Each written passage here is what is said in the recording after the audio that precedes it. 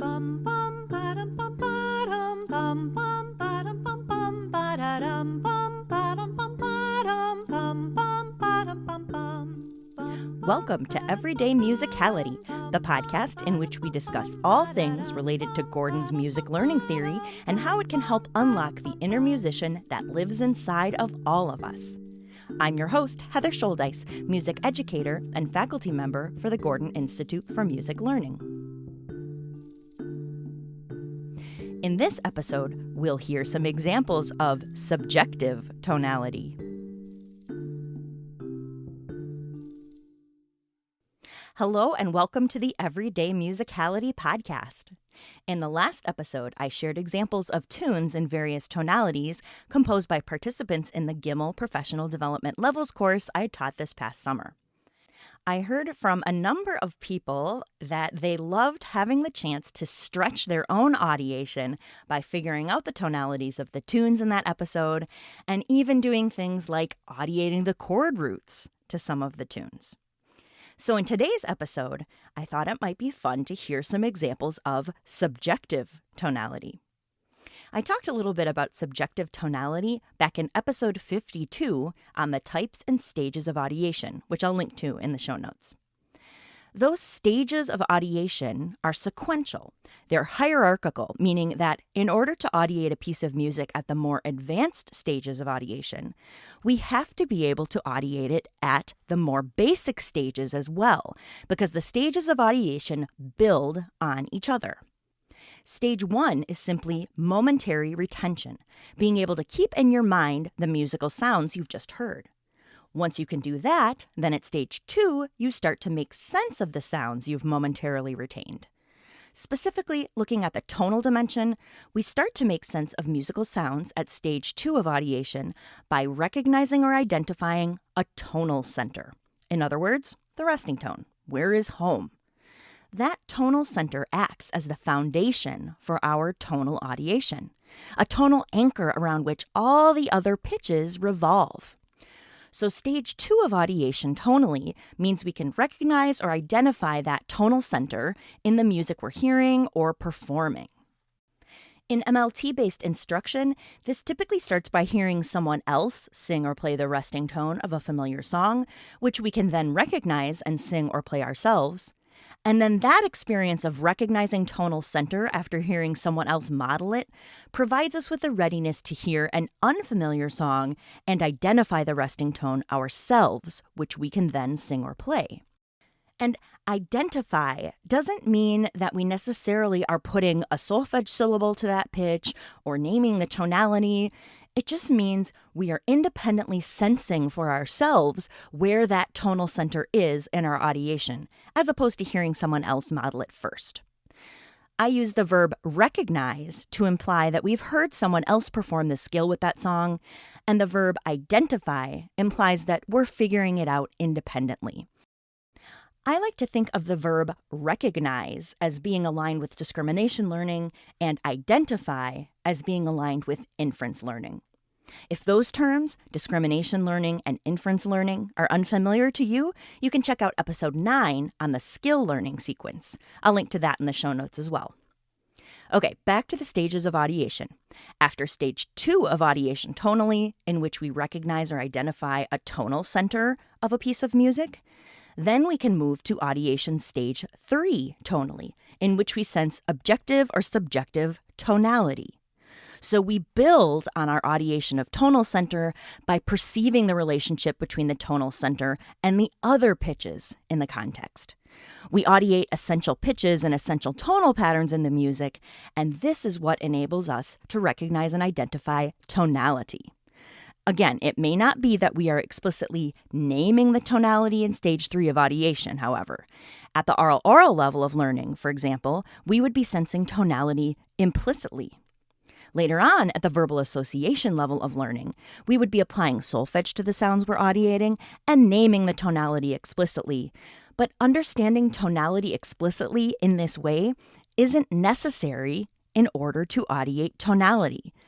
Just like we don't need to know what a question or a statement is in order to understand a question or a statement, or to ask a question or speak a statement ourselves. We initially sense the difference between a statement and a question implicitly, just like we can audiate different tonalities implicitly. And the tonality that we audiate can be objective or subjective. As I talked about back in episode 52, if music has objective tonality, that means it's fairly easy for a group of people to listen to that piece of music and agree on the tonality.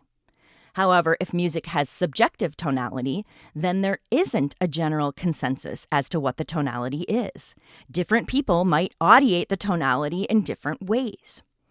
In episode 52, I demonstrated subjective tonality with the tune that my friend Jennifer Bailey composed in Locrian, but that I audiated in Mixolydian the first time I heard it. It didn't mean that either of us was wrong, just that we each audiated the tonality of that song differently. So that song could be considered to have subjective tonality.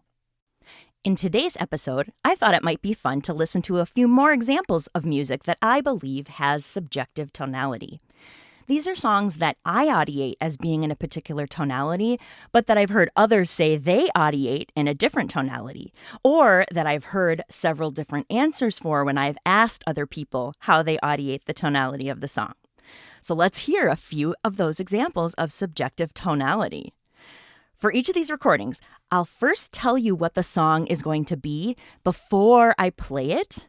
That way, if you would like some time to figure out what you're audiating before I tell you what I'm audiating or what others have audiated, you can pause the podcast and click the link to that song in the show notes, or do some quick Googling so you have some time to listen and audiate on your own before coming back to the podcast recording and hearing how I or others have audiated the tonality.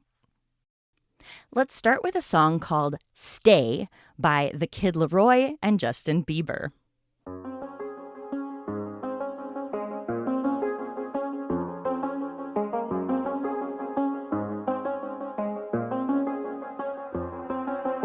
I do the same thing I told you that I never would. I told you I changed, even when I knew I never could. Know that I can't find nobody else as good as you. I need you to stay, need you to stay. Now, I think the tonality in this song is more subjective because there's a looping chord progression. There are 4 chords that just keep going in the same order throughout the song. G flat major, A flat major, B flat minor, F minor, G flat major, A flat major, B flat minor, F minor. Those 4 chords just keep looping throughout the song. So we get less of a sense of push and pull towards a tonal center because the harmonic rhythm never changes, let alone the chords. Now, if you're focusing on the chord progression, you may be likely to audiate the song in B flat minor. Bum, bum, bum, bum, bum, bum, bum, ya da da da da da da dum. Okay, technically B flat Aeolian. But personally, I tend to be more influenced by the melody, which tends to center more around D flat. Bum. And some of the melodic movement is more suggestive of D flat major. Bum, bum, bum, ba, da, da, da, da, and especially this part right here. Bum, bum, bum, bum, ba, da, da, da, da, da. I'm audiating that as so, mi, re, do. So I audiate that music as being in D flat major just without ever hearing the tonic chord, which again makes it seem more subjective, makes it more open to interpretation. Because we never get that D flat major triad, we don't ever really get that solidly reinforced as home. Well, maybe the ending of that song tends to reinforce B flat Aeolian, but it doesn't matter. Whichever way you're audiating that song, major, Aeolian, or something different, I personally think that that song tends to have a tonality that's more subjective and almost certainly not 100% objective. I'm not sure that we would get a group of people in a room together and ask them all what they're audiating as the tonality and have them 100% agree. The next song will be Army of Me by Bjork. I'll let you listen a bit before I say anything about it.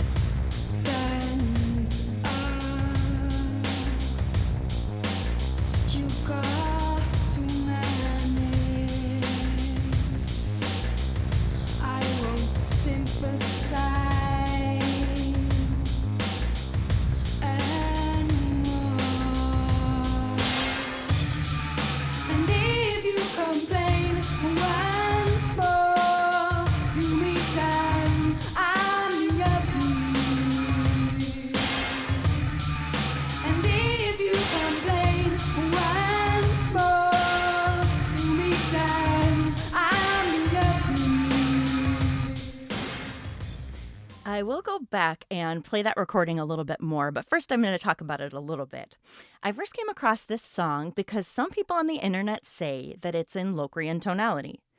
Now I can see how the opening bass line is suggestive of Locrian tonality. And I can also hear that in the verses, which is where we hear that bass line, the melody also seems to suggest Locrian.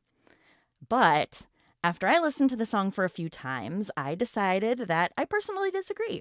I should also say that when I first listened to this song, I had no idea what the heck I was hearing.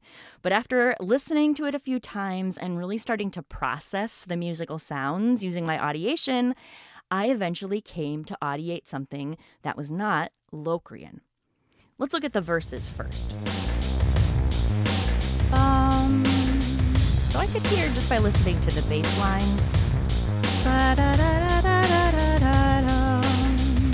That could suggest Locrian. And then when the melody comes in. Stand up. You got to manage. Right now it's feeling a bit like it wants to rest there. Sympathize.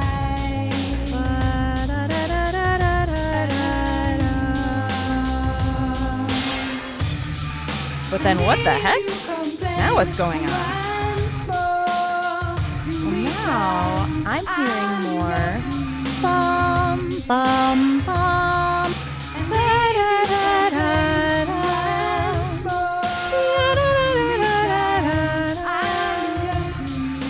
So I was audiating the refrain as being in F Aeolian. And then I think once I started audiating the refrain as being in F Aeolian, when I got back to the verse, my audiation wanted to keep hearing F as the tonal center. So much so that it was like my audiation filled in some gaps, and I wanted to hear a harmony part a fourth above what Bjork sings in the verses, like this. Stand up. You got to manage. I won't sympathize anymore. And once I started audiating that harmony part, that really sealed the deal in my audiation. I just was hearing the tonal center as F consistently between the verses and the refrain because my audiation was filling in that extra data, right? Otherwise, it's more of an example of subjective tonality. I think the refrain is a little more objective. It's a little more easier to hear F as home in the refrain, and more likely that we would have more people agreeing that it was in F Aeolian in the refrain. But the verses, not so much, to quote my dear mentor, Cindy Taggart. Now, I'm not saying that my way of audiating the tonality in that song is right, but as Gordon used to say, what we audiate depends on what we have audiated What we are audiating in the present is shaped by all the music we've heard and audiated in the past. And since we all have different backgrounds, different music of origin, different elements in the music that we tend to focus on, it makes sense that we wouldn't necessarily all audiate music in the same way. Music with objective tonality has characteristics that so strongly suggest a particular tonality that it's hard to audiate it another way once you've become accustomed to that music. Just like it's hard to not move to a steady beat once you can audiate a steady beat. But music with subjective tonality tends to have more tonal ambiguity or to suggest multiple possibilities depending on who's listening and audiating. Let's listen to another example of subjective tonality. This one is Drake's song, Started from the Bottom.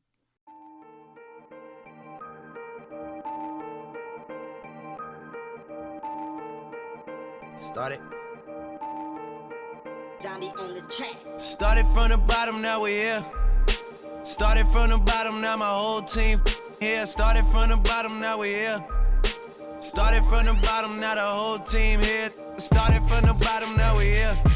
Started from the bottom, now my whole team here. When I've asked other people what they're audiating in terms of tonality with this song, I tend to hear two answers most commonly. I've heard a number of different answers, but the two that stick out in my mind as being the most frequent answers are Locrian and Lydian. If you audiate Locrian, I think that tends to be more influenced by the main piano line that we hear.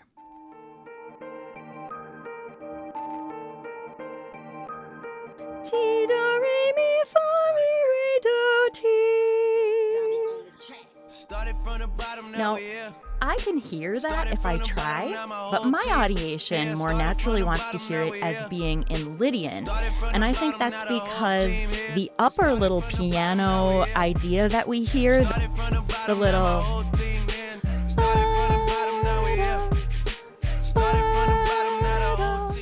because I hear that as very suggestive of Lydian. Do, re, do, ti, la, sol, mi, fa.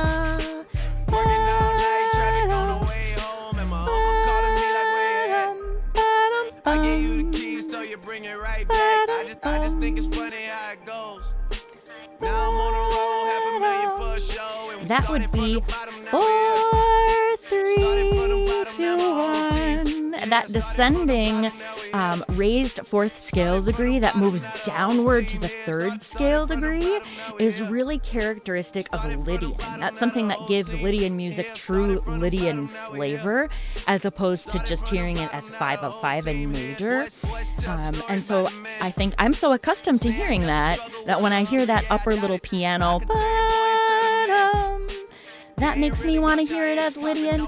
Also, I don't know if you can hear it with the audio quality or with the speakers you're listening on, but another thing, if you were to listen to this on different speakers, one thing that influences me to hear Lydian as well is bum, bum, bum, bum, bum. There's a little ostinato. Bum, bum, bum. Bum, bum, bum, bum, bum. And that really makes me want to hear that pitch as home. Now, again, that's not to say that I am right. It's just more subjective. Probably in large part because there's no real harmonic progression in this song. There's just sound loops. So without harmonic movement, the tonality becomes much more ambiguous. Because there's no harmonic movement, there's less data to suggest a particular tonality in our audiation, or even a tonal center. Let's listen to one more example. This is the song Analyze, spelled with the British spelling with an S instead of a Z, by Tom York.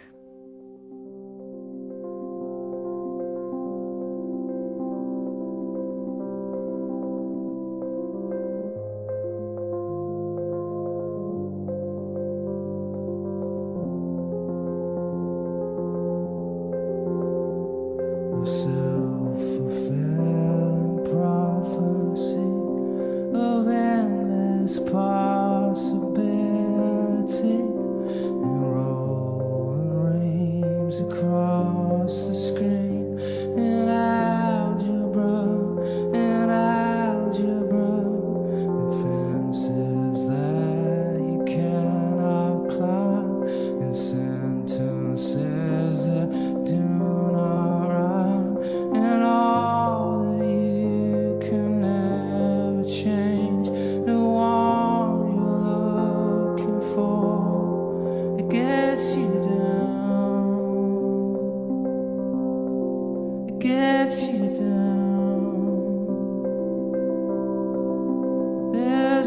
no spark, no light in the dark. It gets you down, it gets you down. You travel far, what have you found? There's no time, there's no time to analyze, to think things through, to make sense.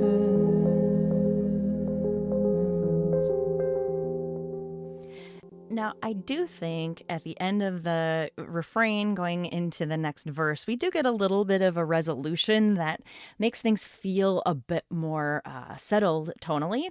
But I remember the first time I heard this song, it just felt very ambiguous throughout the first verse and into the first refrain. And I just think that's really cool when you listen to the lyrics. So the song opens with the lyrics, a self-fulfilling prophecy of endless possibility. And at the end of the refrain, the lyrics go, there's no time to analyze, to think things through, to make sense. And I just think that is so cool how those lyrics, no time to analyze, no time to make sense, endless possibilities, how the ambiguous tonal nature of the music reflects that sort of wandering, aimless mood to the lyrics and what the essence of the song is all about. I just think that's really neat. I've heard some people say that pop musicians don't really think that hard about what tonality their music's in or what chords they're using. They just come up with things that sound good. Well, maybe. But also, I think in songs like this one, the decisions were made very purposefully.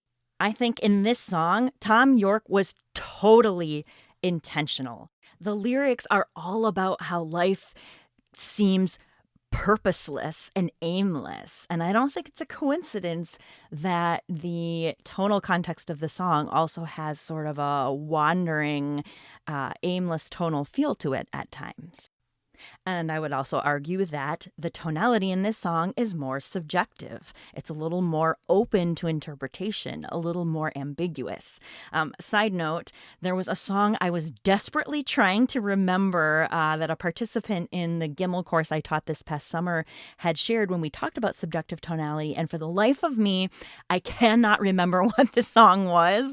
I only remember kind of what the lyrics were about. So I was Googling trying to find it and ended up coming across a few very nerdy music theory articles that I enjoyed. These were all about tonal ambiguity in pop songs. One article talked about how this is the result of having either a fragile tonic, an emergent tonic, or an absent tonic, which I think aligns with some of the examples that I've played in this episode. And then I found another fun article, fun in my super nerdy definition, on tonal ambiguity in pop music that is the result of what the author calls axis progressions.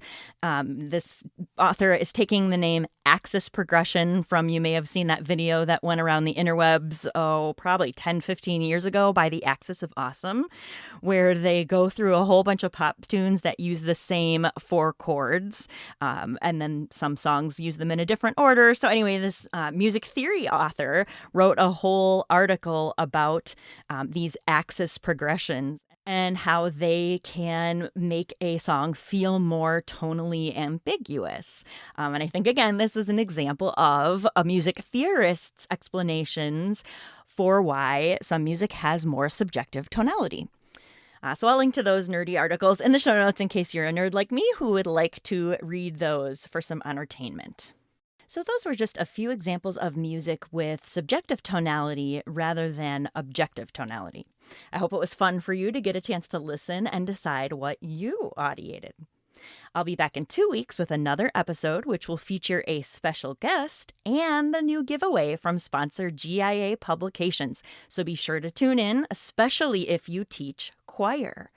Our guest will have some exciting things to share about MLT branching out into the choral world, including the new publication they'll be telling us about and which GIA will be giving away. In the meantime, if you have questions, comments, or suggestions for future episodes, please get in touch. You can email me or send me a voice memo at everydaymusicality@gmail.com. I would love to hear from you. Thanks for listening, and let's keep musicking every day.